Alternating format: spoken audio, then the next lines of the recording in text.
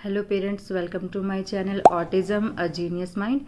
Thank you so much. बहुत सारे लोग चैनल से जुड़ रहे हैं। जो लोग चैनल से नए जुड़े हैं उनका एक कॉमन क्वेश्चन रहता है कि बच्चे की लैंग्वेज पर कैसे काम करे, बच्चे के स्पीच और लैंग्वेज पर कैसे काम करे, बच्चा बोलना कैसे सीखेगा। तो आप सब लोगों से एक रिक्वेस्ट है कि आप लोग चैनल में प्लेलिस्ट पे जाइए। वहाँ पर मैंने स्पीच थेरेपी की कुछ वीडियोस डाली हैं और जो पहली ही वीडियो है उसमें मैंने बिल्कुल वो सारी चीज़ें एक्सप्लेन करी है कि बच्चा बोलना कैसे सीखता है। ऑटिज़म में बच्चा बाकी बच्चों की तरह बोलना नहीं सीखता है, उसको स्टेप बाय स्टेप चीज़ें सिखानी पड़ती है। स्टेप बाय स्टेप बच्चे को बोलना सिखाया जाता है। तो आप जाकर प्लीज़ आप स्पीच थेरेपी की वीडियोस देखिए, क्योंकि जो लोग पहले से मेरे चैनल पर है उन लोगों ने वो सारी वीडियोस देखी हुई है। उसके बाद मैंने ऑक्यूपेशनल थेरेपी की कई वीडियो बनाई है, तो आप वो भी देखिए। और स्पीच थेरेपी वाली फर्स्ट वीडियो में मैंने ये बताया है कि बच्चा बोलना कैसे सीखता है। सेकंड वीडियो में मैंने ये बताया है कि बच्चे को अगर आप घर पे बैठ करके ही, घर पे रह करके ही बच्चे को बोलना सिखाना चाहते हो तो आपको किस तरह से स्ट्रैटेजी बनानी है। थर्ड वीडियो में मैंने हाँ और ना का कॉन्सेप्ट रखा है। और फोर्थ वीडियो में मैंने इमिटेशन के बारे में बात करी है। और भी कुछ वीडियोज़ है, लेकिन ये वीडियोज़ अभी मेरे याद आई कि हाँ इस तरह की मैंने वीडियो डाली है या इस तरह के टॉपिक पर मैंने वीडियो बनाई है। तो प्लीज़ जाकर के वो ज़रूर देखिए, आपको बहुत उससे फ़ायदा मिलेगा। पहले भी मुझे कई लोगों ने बोला है कि हमारे बच्चे में कुछ चेंजेस आए हैं उन चीज़ों से, और जैसे आपने बताया हमारा बच्चा अब सीख रहा है। तो प्लीज़ जाकर के आप पहले वो वीडियोस देखिए, आपको बहुत सारा आइडिया मिलेगा उससे। चलिए अब आज के टॉपिक पे आते हैं। आज का टॉपिक है माइल्ड ऑटिज़म क्या होता है और क्या माइल्ड ऑटिज़म पूरी तरह से ठीक हो सकता है।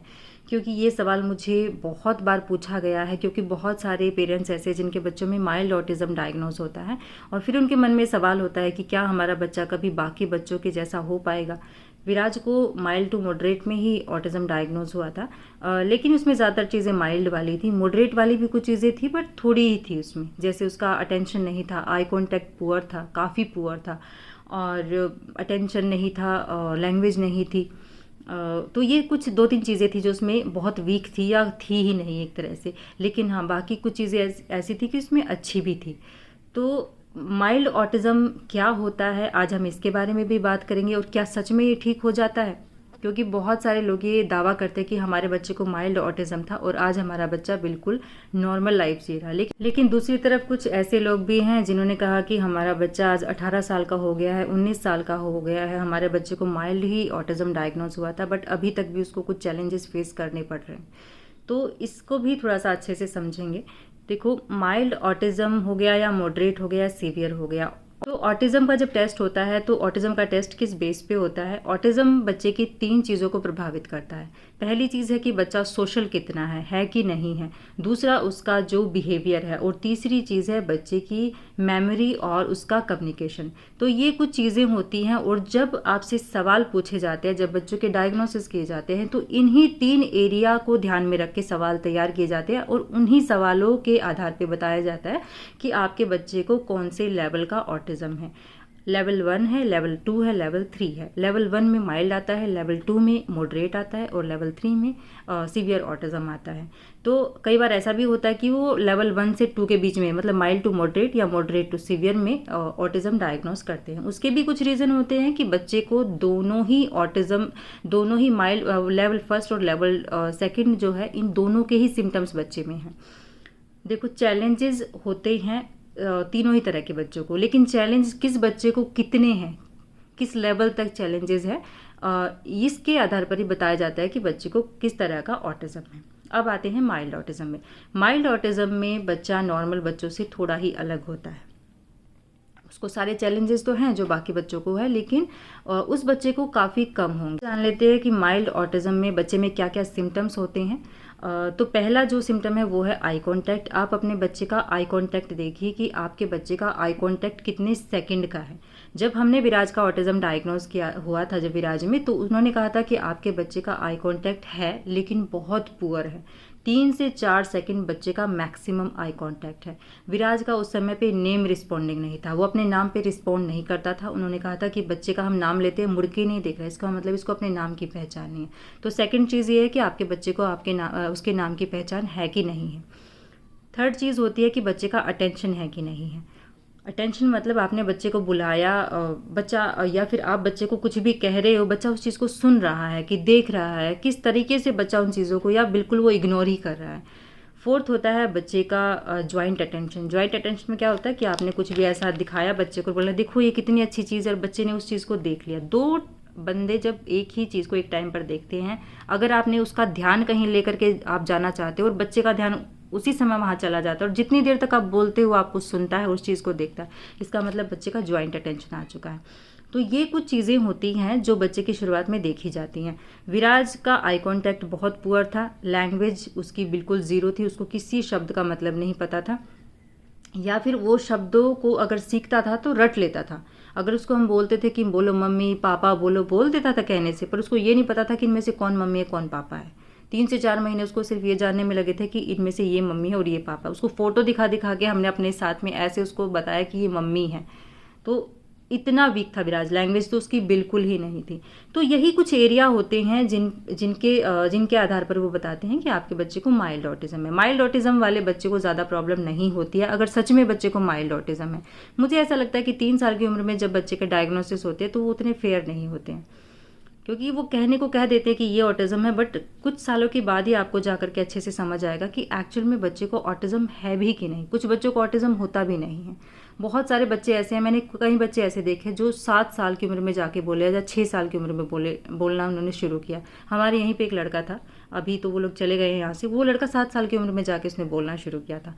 और अगर उसको डॉक्टर को दिखाते तो डॉक्टर उसको पक्का ऑटिज्म बताते। उनके जैसे पेरेंट्स बताते हैं कि ये इसमें सारे सिम्टम्स ऐसे थे कि जैसे इसको कोई दिक्कत है, सर पटकता था अपना, किसी से मिक्सअप नहीं होता था, ज़्यादा बोलता तो था ही नहीं, मतलब अपने पेरेंट्स से भी उसको ज़्यादा ऐसा दिखता नहीं था कि लगाव है। कहते इसको इंजेक्शन लगाते थे तब भी ये कोई ऐसा कुछ बिल्कुल, वो मतलब उसके चेहरे के एक्सप्रेशन ही नहीं बदलते थे, कभी रोता भी नहीं था। तो अगर ऐसे बच्चे को आप डॉक्टर के पास लेके जाओगे तो उसको पक्का ऑटिज्म बताएंगे। बट 7 साल की उम्र में जाकर उसने थोड़ा थोड़ा बोलना शुरू किया, फिर फटाफट से अच्छा हो गया, सोशल हो गया, सब कुछ हो गया उस बच्चे में।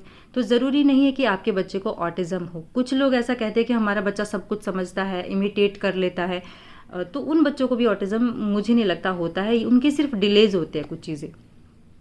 तो अब बात करते हैं कि माइल्ड ऑटिज्म में बच्चा क्या पूरी तरह से ठीक हो जाता है। तो माइल्ड ऑटिज्म अगर बच्चे को सच में है तो हाँ, वो ठीक हो जाएगा। होता है माइल्ड ऑटिज्म वाला बच्चा नॉर्मल बच्चों से थोड़ा ही अलग होता है, ठीक है। थोड़ा बहुत वो सोशल भी होगा, थोड़ा बहुत उसका आई कांटेक्ट भी होगा, थोड़ा बहुत वो आपके इशारों को समझेगा, आपके चेहरे के भावों को भी समझेगा।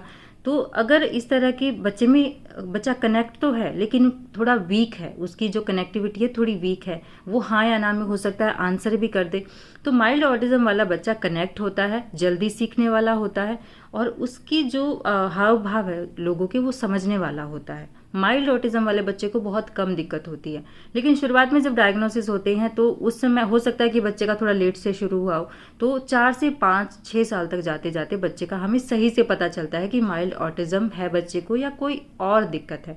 या कई बार ऐसा होता है कि उसमें कोई बहुत बड़ी दिक्कत होती है, जैसे लैंग्वेज की अगर बच्चे में प्रॉब्लम होगी ना, तो उसमें चाहे सारी चीज़ें आ भी जाएं, लैंग्वेज के बिना बच्चा आपको सही लगेगा ही नहीं, ऐसा लगेगा इसमें बहुत सारी दिक्कत है। जब बच्चा बोलना शुरू करता है ना, तभी हमें वो लगने लगता है कि ये ठीक हो रहा है। लैंग्वेज के बिना आपको बच्चा लगेगा ही नहीं ठीक हो रहा है, चाहे वो कितना भी कुछ सीख जाए बाकी चीज़ें। तो अब बात करते हैं कि क्या माइल्ड ऑटिज्म ठीक हो जाता है। तो माइल्ड ऑटिज्म, जो लोग ये कहते हैं कि हमारा बच्चा सारी बातें समझता है, हमारे बच्चे को कोई सेंसरी इश्यू नहीं है, हमारा बच्चा एकेडमिक में भी अच्छा है, बस वो बात नहीं करता, तो ये वो बच्चे होते हैं जो आगे जाके पूरी तरह ठीक हो जाते हैं, क्योंकि उनको सिर्फ बोलने और बात करने की दिक्कत है। वो जैसे ही उनकी लैंग्वेज स्टार्ट हो जाएगी तो उनकी, क्योंकि बाकी दिक्कतें तो उसकी ठीक ही है, बाकी उसको कोई और प्रॉब्लम नहीं है, सेंसरी का कोई प्रॉब्लम नहीं है, उसकी सेंसेस बिल्कुल ऑर्गेनाइज है, उसका बिहेवियर एकदम ऑर्गेनाइज है, तो बस उसको बोलने की दिक्कत है। तो ये वो बच्चे होते हैं जो 100% ठीक हो जाते हैं, क्योंकि वो ऑलरेडी ठीक ही होते हैं, उनको सिर्फ बात करने की दिक्कत है, जैसे ही बोलना आएगा वैसे ही सब उनका ठीक हो जाएगा। बात करते हैं जो बच्चे माइल्ड ऑटिज्म वाले हैं लेकिन उनको सेंसरी प्रॉब्लम है, उनको लैंग्वेज प्रॉब्लम है और उनको बिहेवियर की भी प्रॉब्लम है, क्या ये बच्चे ठीक हो जाते हैं? जी हाँ, ये बच्चे भी ठीक हो जाते हैं। लेकिन ठीक होने का मतलब हमारे लिए क्या है, ये जानना जरूरी है। ठीक होने का मतलब ये नहीं है कि वो दूसरे बच्चों जैसे हो जाएंगे, नहीं, बिल्कुल भी नहीं। बेसिक नेचर चेंज नहीं होता है बच्चे का। हाँ, ये बात है कि उनके जो बिहेवियर की प्रॉब्लम है वो लगभग नॉर्मल हो जाती है, उनके जो सेंसरी के इशू है वो नॉर्मल हो जाते हैं, बच्चे पढ़ लिख जाते हैं। तो यहाँ पर ठीक होने का मतलब है कि बच्चे पढ़ लिख जाते हैं, अपने जीवन में कामयाब हो जाते हैं और उनके जो बिहेवियर की प्रॉब्लम है वो लगभग नॉर्मल हो जाती है। तो ये बच्चे नॉर्मल बच्चों के आसपास आ जाते हैं, बच्चे पूरी तरह से आगे जाके अपनी लाइफ में इंडिपेंडेंट हो जाते हैं। तो यही होता है ठीक होना। ठीक होने का मतलब ये नहीं है कि बिल्कुल काया पलट हो जाएगी, बच्चा बिल्कुल बदल जाएगा, नहीं। कुछ ना कुछ ऑटिस्टिक बच्चों में रहता है। अगर बच्चे को सच में ऑटिज्म है तो कुछ ना कुछ उसमें बड़े होने के बाद भी रहेगा। ये बच्चे सोशल ज़्यादा नहीं होते हैं, ग्रुपिंग का हिस्सा नहीं बनेंगे, किसी से बहस नहीं कर पाएंगे। जैसे कोई दो बंदे बात करते हैं तो वो आपस में बहस करते हैं बहुत देर तक, क्योंकि इतना ज़्यादा ये किसी के बारे में सोचते नहीं हैं, तो वो सब चीज़ें नहीं आ पाती इन बच्चों। ये बच्चे बहुत इनोसेंट होते हैं, इनमें एक मासूमियत होती है। आपने देखा भी होगा, ये बच्चे बहुत मासूम होते हैं, तो वो चीज़ें इनमें नहीं बदल पाती है। वो मासूमियत इनमें बड़े होने के बाद भी रहती है।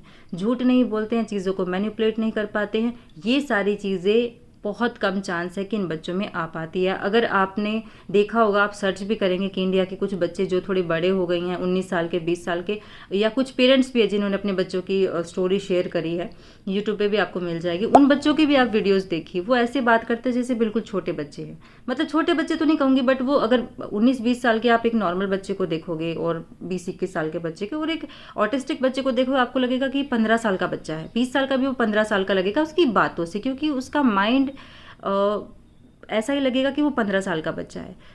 बिहेवियर उसका ऐसा लगता है, बहुत मासूम होते हैं, बहुत इनोसेंट होते हैं। हाँ, हो सकता है बच्चा एकेडमिक में अच्छा हो, या हो सकता है नॉर्मल बच्चों से भी अच्छा हो, या हो सकता है वो जीवन में अपने उनसे भी ज़्यादा कामयाब हो जाए। बट एक जो बेसिक नेचर होता है, जो मासूमियत इन बच्चों में होती है, झूठ नहीं बोलना, चीज़ों को घुमा फिरा नहीं पाना, वो बातों को घुमा फिरा नहीं पाते हैं, तो इस तरह की चीज़ें इनमें बड़े होने के बाद भी नहीं आती है। ये थोड़े मासूम रहते हैं, एक कहते हैं ना लकीर के फ़कीर होते हैं, एक रास्ते पे जाने वाले होते हैं। तो ये चीज़ें चेंज नहीं होती है। ठीक होने का मतलब ये नहीं होता है कि बच्चा बाकियों जैसा हो जाएगा। ठीक होने का मतलब है कि जो बच्चे के चैलेंजेस है, वो चैलेंजेस अपने सारे फेस कर लेगा, उनसे लड़ लेगा, उनको जीत लेगा। अपनी सारी डिफ़िकल्टीज जो है उसकी रास्ते में, जो उसके सीखने के रास्ते में जो डिफ़िकल्टीज है, वो सारी वो धीरे धीरे करके उन सब बैरियर्स को तोड़ देगा और वो अपने जीवन में कामयाब हो सकता है। वो अपना बेस्ट वर्जन बन सकता है। ठीक होने का मतलब ये है। ऑटिज्म का क्योर नहीं होता, क्योंकि ऑटिज्म बीमारी नहीं है।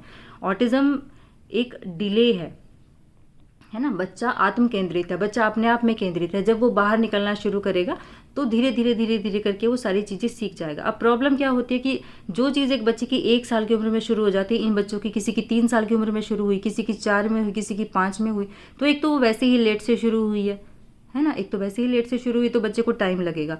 दूसरा, फिर वो थोड़ा पीछे रह जाएगा, क्योंकि उसकी सारी चीज़ें अलग अलग टाइम पे आएगी। जो समय पे जो चीज़ें नहीं आई है तो उनको मैनेज करना भी थोड़ा सा मुश्किल हो जाता है, तो सीख जाते हैं बच्चे। तो जो माइल्ड और मॉडरेट वाले जो बच्चे होते हैं, उनका यही होता है कि वो बच्चे ठीक हो जाते हैं, लेकिन थोड़ा सा सोशली डिफरेंट लगते हैं बाद में भी। और कोई भी चीज़ सब बच्चों पे लागू नहीं होती है। ज़रूरी नहीं है कि सारे एक जैसे निकले, हर बच्चा अलग निकलता है। और मुझे ऐसा लगता है कि जितना बच्चे पे काम किया जाता है, जितना बच्चे पे हम काम करते हैं, जितना ज़्यादा बच्चे पे ध्यान देते हैं, जितना हम नॉलेज इकट्ठी करते हैं, उस हिसाब से बच्चे ठीक होते हैं। अगर बच्चे के अंदर बहुत पोटेंशियल है तो भी अगर उस पर ध्यान नहीं देंगे तो उसका कोई फ़ायदा नहीं है। तो क्योंकि मैंने विराज के साथ इतना काम किया है, आप वीडियोस देखेंगे आपको समझ में आएगा। विराज में बहुत सारी दिक्कतें थी, बट उसके साथ लगातार काम किया गया तो अब धीरे धीरे सब कुछ नॉर्मल होता जा रहा है। मुझे सच में ऐसा नहीं लगता है कि अब, पहले क्योंकि मैं बहुत कंफ्यूज रहती थी, अभी मैं जैसे जैसे धीरे धीरे विराज पे काम किया तो मुझे समझ आया कि ओके, एक एक चीज़ को ठीक करना है, एक के बाद एक, और बस मुझे अपने बच्चे पे काम करना है और इसको इसका बेस्ट वर्जन बनाना। हर बच्चे में उसकी कुछ क्वालिटी होती है, हमें वो ढूंढनी है। आप तो एक चीज़ मैं आप लोगों को बोलना चाहूँगी कि अपने दिमाग में ये चीज़ें ना बिठाई कि मेरे बच्चे को माइल्ड ऑटिज्म है, मॉडरेट है, सीवियर है, क्योंकि ब्रेन एक ऐसी चीज़ है, इसे आज तक कोई साइंटिस्ट भी नहीं समझ पाया है ना। इसको हम जितना यूज़ करते हैं, जितना इसको यूज़ में लाते हैं, ये उतना ज़्यादा हमारी बुद्धि बढ़ती है। तो अब ज़्यादा दिमाग में ये चीज़ लेके ना बैठे कि क्योंकि आप अपने दिमाग को एक चीज़ में बांध लेंगे कि मेरे बच्चे को तो माइल्ड ऑटिज्म है तो इतना ही सुधार होगा, मॉडरेट है तो इतना ही होगा। डॉक्टर्स को भी नहीं पता चलता शुरुआत में कि बच्चे को एक्चुअल में कितना, बच्चा कहाँ पर स्टैंड करता है। तो आप बच्चे पे काम करेंगे, लगातार काम करेंगे, 3 से 4 साल में ही आपका बच्चा बहुत अच्छा हो जाएगा। बाकी सीखना पूरे जीवन का है। अपने फोकस पे फोकस करिए, दुनिया की बातों पे फोकस ना करिए। अगर आप लोगों की बातें सुनते रहेंगे, उसके बाद आप अपने बच्चे पे काम नहीं कर पाएंगे। तो अपना जो फोकस है वो अपने बच्चे पर रखिए, अपने काम पर रखिए। स्टेप बाय स्टेप बच्चे को सिखाइए चीज़ें। बच्चे सब कुछ सीख जाते हैं, 1 साल में नहीं, 2 साल में नहीं, 3 में नहीं, 4 से 5 साल में जाकर के तो बहुत ज़्यादा सुधार बच्चे में आ जाता है, अगर आप बच्चे पर स्टेप बाय स्टेप काम करते हैं। तो खुश रहिए, पॉजिटिव रहिए और अपने बच्चे पे काम करें। Thank you.